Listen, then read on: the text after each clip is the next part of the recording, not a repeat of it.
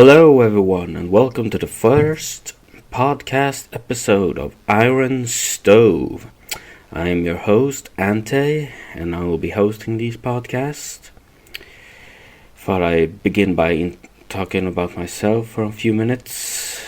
I am a supporter of Djurgårdens IF, or to put it more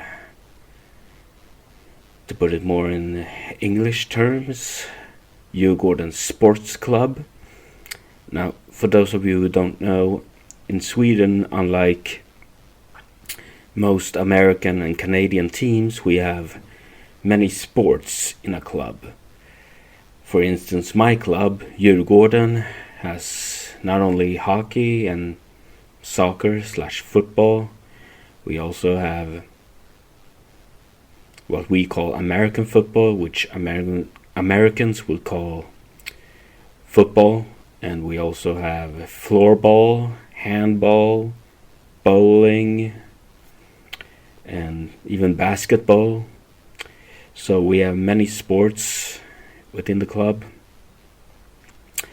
And yes,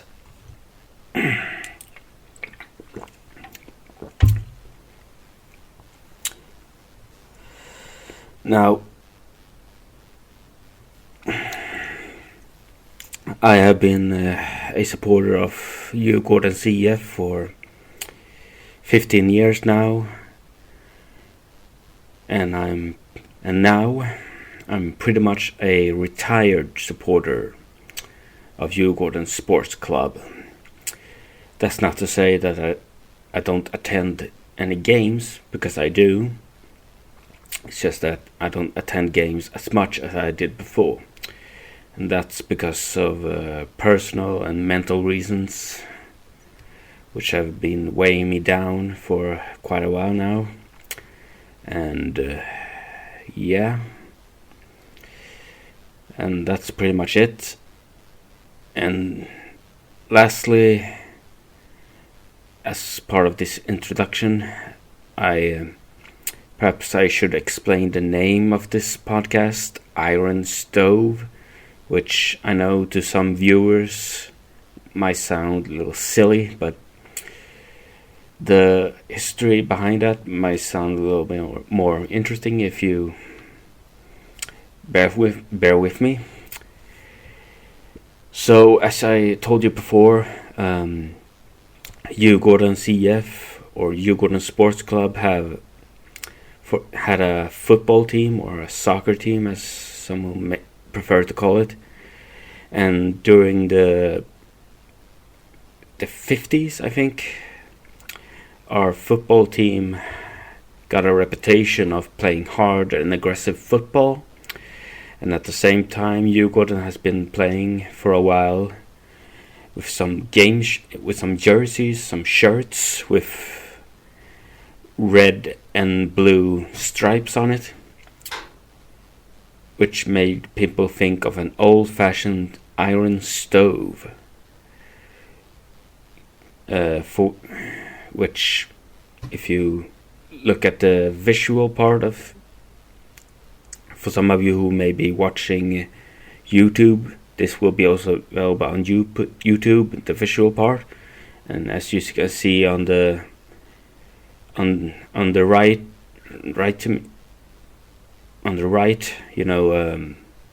next to the goalkeeper figurine thingy, there's an old-fashioned stove. The bars, as you can see, that's what made people think of the game shirt, the jerseys that the football team Djurgården had, and combined with the looks, how the jersey looked like, and the reputation they maintained for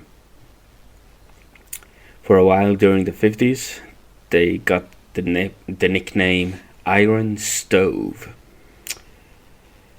Now, which later became the name of the support club, Järnkaminerna, or the Iron Stoves, and before that they were called the Blue Saints. but that's a different story. And if you want to hear more about that, give me a call, leave a comment down below, or maybe I'll just talk about it later.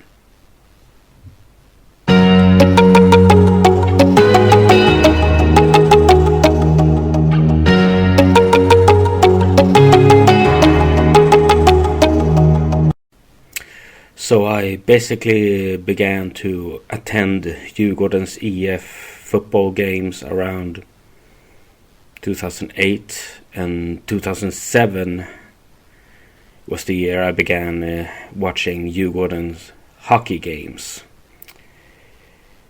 And what really lured me into these things was, partially, I have always been a sport lover. I remember watching the World Cup final between Sweden and Canada in 2003,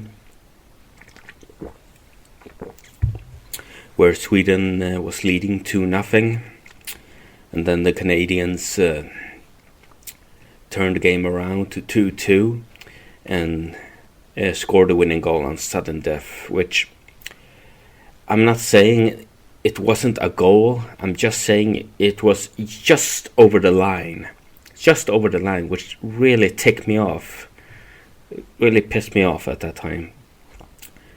And I think the name of the Canadian player who scored the goal was Carter. I don't remember the rest of his name, but Carter was his name. I think so, at least. Anyway, I've always been a sports lover, and then one of my classmates during a break during school was talking about a sports club which has been training. I don't know. I don't remember exactly what he was talking about. He was talking about I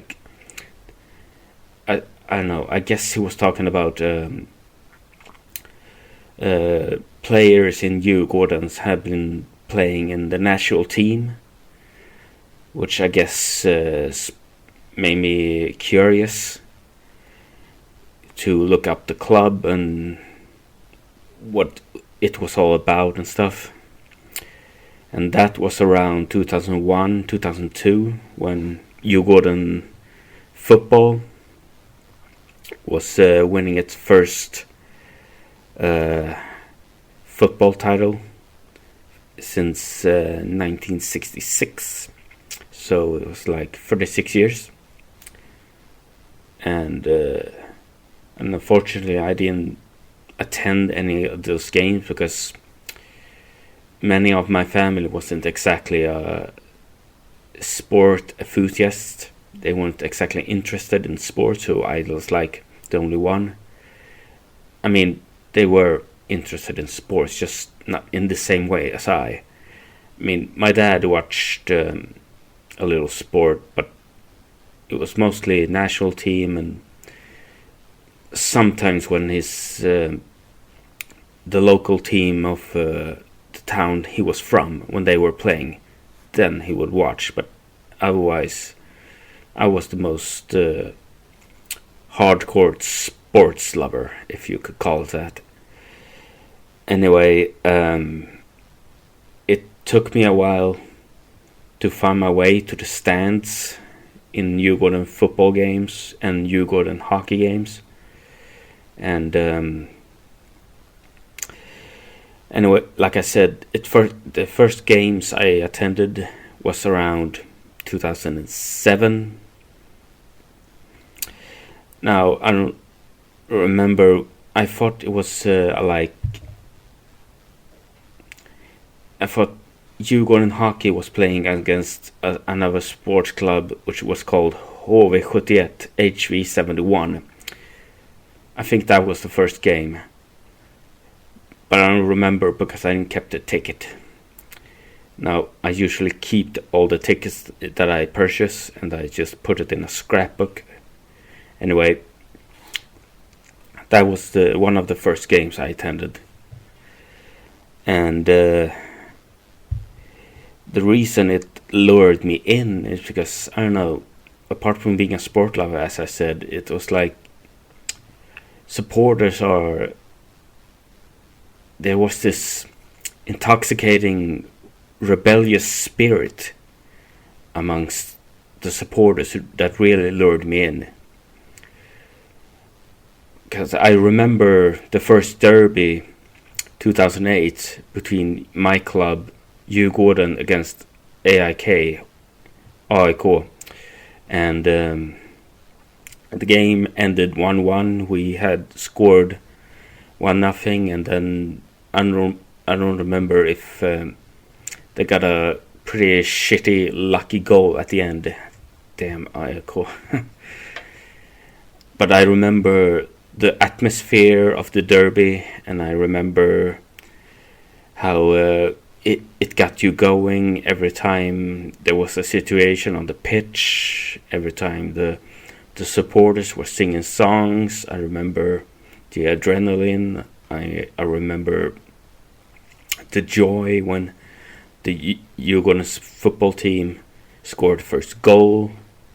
I remember all of it. And it was intoxicating and euphoric. And I think it was that at that point I became more passionate supporter of Djurgården more and more from that year. More and more, and I was just hooked, plain and simple. And the year after that, Djurgården's football club held rough. Not only were we losing all the derbies, but we were losing the other games, and we were at the bottom of the table, at the bottom of the league, and it was looking like we were gonna be relegated. And there was this game against EFK Gothenburg 2009.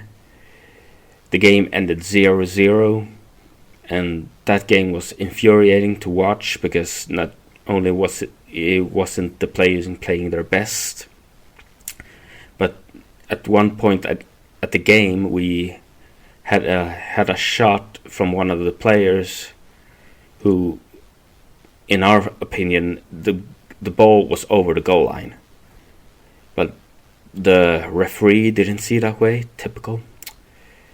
And it was pissed off, and it was infuriating, because when you're at the bottom of the league and you don't get the small marginals with you, you don't get these verdicts with you when you're at the bottom of the league, it gets really frustrating, and so when you left that game, you were really disappointed.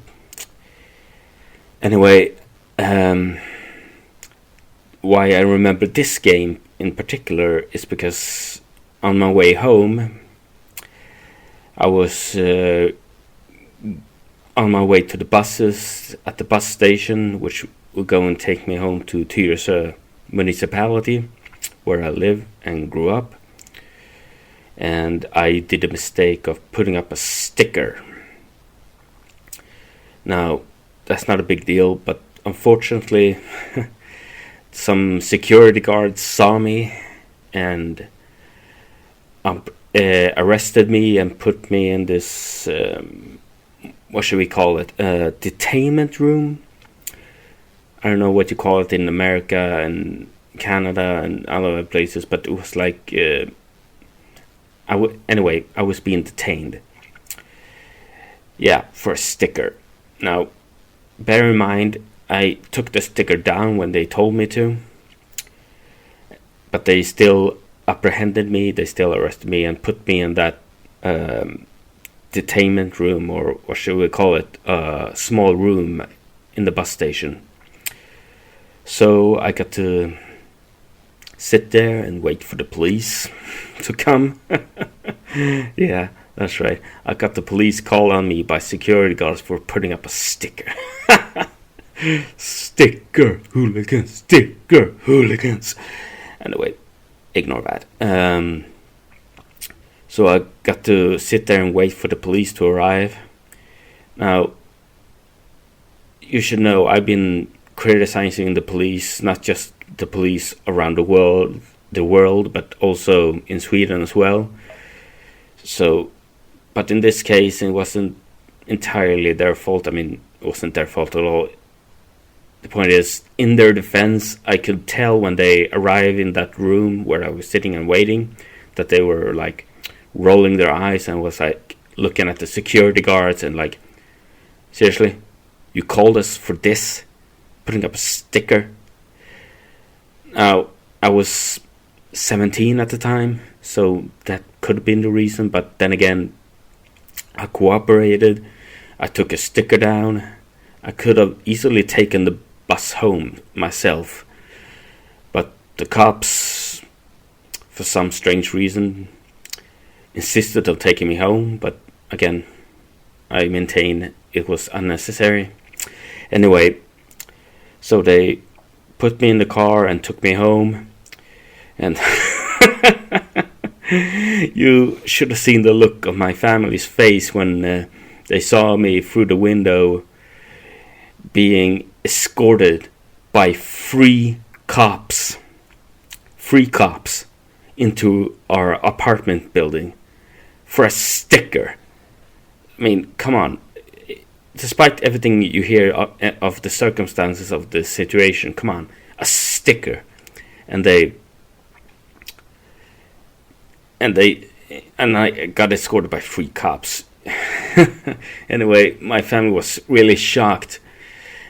And when we got to the elevator and we went up to the highest floor, and we opened the door to my apartment where I lived, I remember my dad he grabbed my face softly and looked really weird. For crying out loud, son, what happened? And whatever. Anyway, the cops explained what happened, blah blah blah, that I put up a sticker, and the rest is history.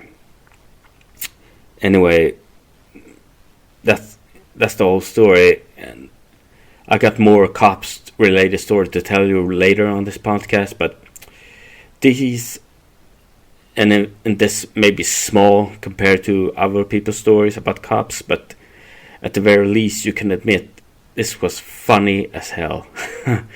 Which I always remember, being escorted home by three, I repeat, three cops for a fucking sticker. Yeah. Anyway, that year we managed to stay in the league through a qualification game against Tyresö in 2009. After picking up, after being down in the first qualification game by 2 goals, we scored 3 goals in the second leg, and and qualified to the highest league again, and stayed in the league. And after that, I continue on attending games. I was at the height of my activity. I was attending a lot of games, not just football but hockey as well. Around 2010, 2011, the season 2010-11, the hockey team was doing well. We ended up in the top 2 in the league, and then headed off to playoffs. And the reason this season was special to me, because 2010, again in the season 2010-2011, was when I first attended a away game. The support club Järnkaminerna, or the Ironstoves, they arranged the buses first. Now, usually they only arrange a trip to one game. But in this game, there was first on day one there was a hockey game, the last game of the regular season before the playoffs, against Frölunda Gothenburg, which we won 5-2. And apart from the win, this was the first time I lived in a hotel by myself. So after the game, I headed back to my hotel and relaxed and drank a few low alcohol beer and just watched a couple of movies.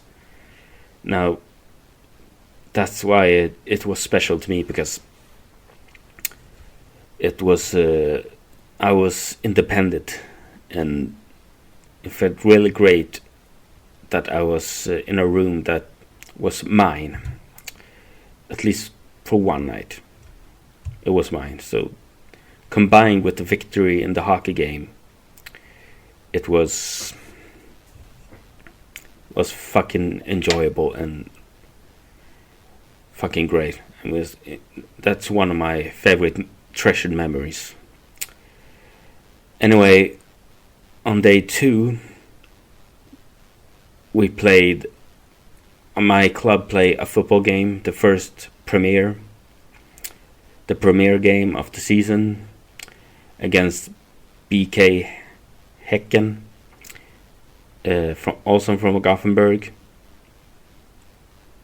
I remember waking up late, so I missed the buses, which was the original bus that departed from Stockholm to Gothenburg.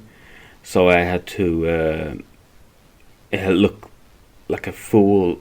I was panicking. I was trying to find another way to get to to Borås for some strange reason, because I don't know, it was winter, and the team we were playing against, BK Häcken, their arena was pretty much ruined by the pitch was ruined by the snow. So the premiere had to be played at Borås arena. Anyway, I was panicking. I was trying to find other buses to take me there, and yeah, and anyway, I finally got to the buses, and it took me safely to Borås arena. I remember the atmosphere.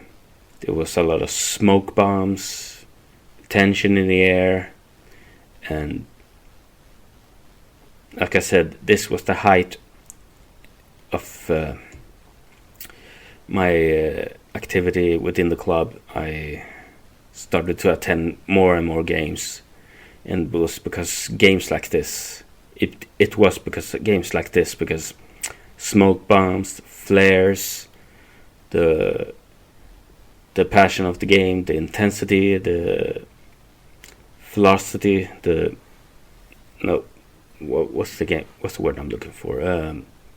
The tension, right? The tension of the game too. From the supporters started singing. That really was the beginning of my passion for the club. This is why I started intending. This is why I intended more and more games. Anyway, another treasured memories was another away game at Gothenburg. We were playing against a football team called EFK Gothenburg, and I remember I had too much to drink, and I had shortly before I went to the march to the arena, I had puked, and I don't remember exactly what I did, but whatever I did, it got the cops' attention, and I got apprehended, again arrested, and they detained me for under the LOB, lagen om berusade personer, or to put it in more familiar English or American terms, the Intoxicated Persons Act, which give the police authority to apprehend, arrest people, or maybe not arrest, more detain people if they find themselves to be too drunk and therefore a risk to others and themselves. And then they take you to a detainment cell, or as we Swedes call it, fyllecell, or a drunken cell, where they put you in a small room, a sterile small room, where you get to sober up for about 6 or 8 hours, give or take. It was kind of apart from being sterile, it was empty, and of course there was this window which had little plastic or little small bars that went from side to side, not straight from down to up, but from left to right. And if you needed to go to the bathroom, you need to push this button, which they get to open it, which I found a little strange. I tried to put my jacket or sweater to block the door so I could attend, so I could walk into the restroom, but for some strange reason they didn't like that. Or maybe it wasn't strange, so I'm sure there's some safety reasons why they did that. Anyway, after a while I got released from that drunken cell or detainment room, if we should call it that. And the cops who were there asked me like, okay, do you remember what you were doing? And I was like, yeah, basically. And then they gave me my effects, my things that I had with me. And then I think, I don't remember if the cops was the one who encouraged me, but somebody encouraged me to call the SLO, which for those of you who don't know is the supporter liaison officers, which function as some sort of mediators or a personnel in the club, which are supposed to be mediators or someone who maintains a conversation between supporters and cops and the club. Anyway, they encouraged me, or somebody did, to call the SLO, and they would give you some advice what to do at that situation. And I remember someone said, I don't remember if it was SLO or if it was the head of security who gave you that advice. I remember it was like 2015, I think, which makes it about, anyway, it was a long time, I remember. Anyway, they encourage you to what alternative routes home to take, and they told you about that there wasn't any trains available, or you could take trains, but it's like a night train, or that you had to spend the night at a hotel, which I ended up doing, which under the circumstances was I know it wasn't the best circumstances. It wasn't the best. It's not exactly what I had in mind. But it was pretty laughable and pretty enjoyable memory, even though to some people it may not be a joking matter. But you can still laugh about it. And I get to spend a night at a hotel. Again, it's just a hotel and a simple hotel room, and I got to spend it for one night, but it was still mine. And anyway, that was a enjoyable memory. Sorry about my English, by the way. It's my second language, so bear with me. Yeah, I think I kind of excuse, right?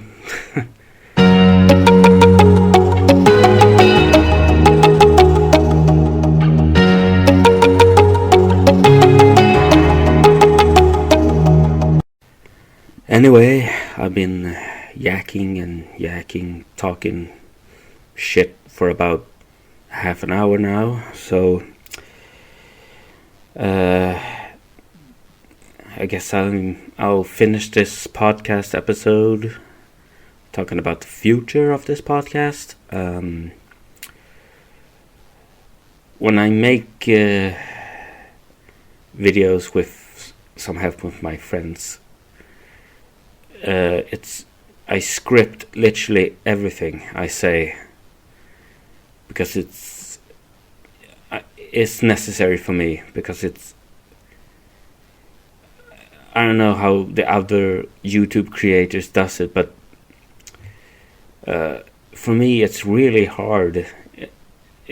I'm telling you, it's harder than it looks to make content, especially when you're an amateur like me, who may not be as good of a speaker or have the know-how of fancy software which you make your videos and stuff. But it's really hard. I mean, I don't know where you're supposed to begin, but I don't know where do you start? I mean, depending on what topic you want to cover, it's really hard. So that's why it was necessary for me to script literally everything I say and just go from there. So in the future, maybe I'll invite some people. The first one in mind, I don't know if you heard of him. He is called Curtis Furnace. That's Curtis Furnace. Now his channel consists of sports content. He plays some PlayStation, I think, and he talks about his favorite sports club, Norwich, which in the Premier League. Now he hasn't posted for a while, but I'm thinking maybe I could talk about him. He seems like a decent bloke, a decent guy, you know. And we seem to have a lot of comments, so maybe I'll invite him to chat a little. And I'll talk maybe a little more about some other topics like Europa League and maybe FIFA. I recently made a video about Qatar, which was a complex issue. Maybe I'll talk about other stuff like supporter culture and the taboo. There's a taboo. Some of you don't know that it's a certain taboo of rooting for two teams, at least in Europe. In some countries it's really strange and really a negative attitude towards people who's supporting two teams, two clubs. The idea was that you're supposed to be like loyal to a husband or a wife. You're supposed to be loyal to one person. Now, that's a silly comparison, but considering that we're talking about fans who say they love their clubs, that ship has sailed. Again, I'll cover that in another episode. And maybe talk about other countries England, for instance, that had a huge influence of my club's supporter culture. After all, we are a support club, as you know, who's now today called the Ironstoves. Used to be called the Blue Saints because we had our hockey team playing in blue shirts, and at one point they were marching onto the ice while the song "Oh, when the Saints go marching in," and therefore it became the name. The Blue Saints became the first name of the support club of Djurgården CF, Djurgården Sports Club. Maybe I'll talk a bit about that and also invite other people.